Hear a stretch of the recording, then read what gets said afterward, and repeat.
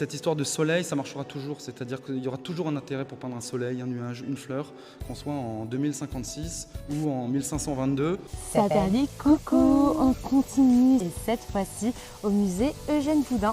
Alors je me présente, je m'appelle Julien Desmontiers. Je propose cette exposition qui s'appelle Soleil Rose Orange Rouge dans le cadre du festival Normandie Impressionniste. Alors Philippe Platel, qui est le directeur artistique du festival, m'a proposé il y a 1 an et demi je crois. Il dit si tu veux je peux t'ouvrir les portes d'un lieu que tu connais peut-être pas qui s'appelle la ferme Saint-Siméon. Ils ouvrent un programme de résidence, ils veulent renouer avec une histoire dont ils ne veulent plus qu'elle soit que patrimoniale, ils voudraient renouer avec les artistes contemporains. Donc j'ai passé 15 jours à la ferme Saint-Siméon qui est juste à côté d'ici, qui est un endroit extraordinaire qui maintenant est un hôtel de luxe, 5 étoiles, relais château, etc. mais qui à l'époque était une petite auberge qui, parce qu'elle était pas chère et très bien placée, accueillait les impressionnistes qui venaient entre copains faire la fête, peindre à Honfleur, devant l'estuaire du Havre. L'estuaire du Havre est immense, il doit y avoir un truc un peu atmosphérique qui fait que la lumière change sans arrêt ici. Donc ça m'a inspiré bien évidemment. Et ensuite, l'inspiration est aussi mue par la thématique cette année autour des jardins.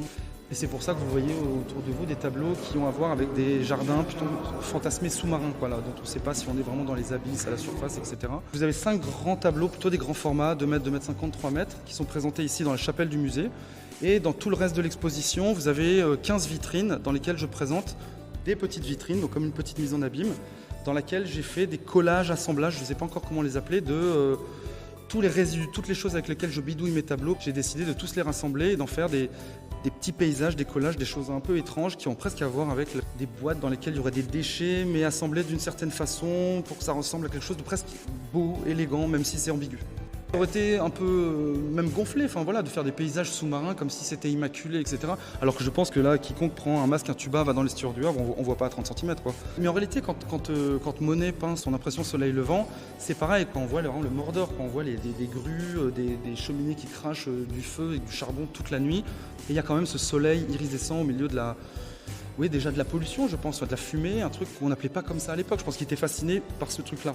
Aujourd'hui, on est fasciné, mais on sait ce qu'on regarde. L'idée, c'est de rejouer ce truc-là, mais en montrant qu'on sait. Alors l'idée de Soleil Rose Orange Rouge, qui est le titre de l'exposition, c'est bien évidemment un hommage à Monet, aussi au film Soleil Vert. Moi qui aime bien en peinture parler de peinture, cette histoire de soleil, ça marchera toujours. C'est-à-dire qu'il y aura toujours un intérêt pour peindre un soleil, un nuage, une fleur, qu'on soit en 2056 ou en 1522. Par contre, on le fait pas de la même façon.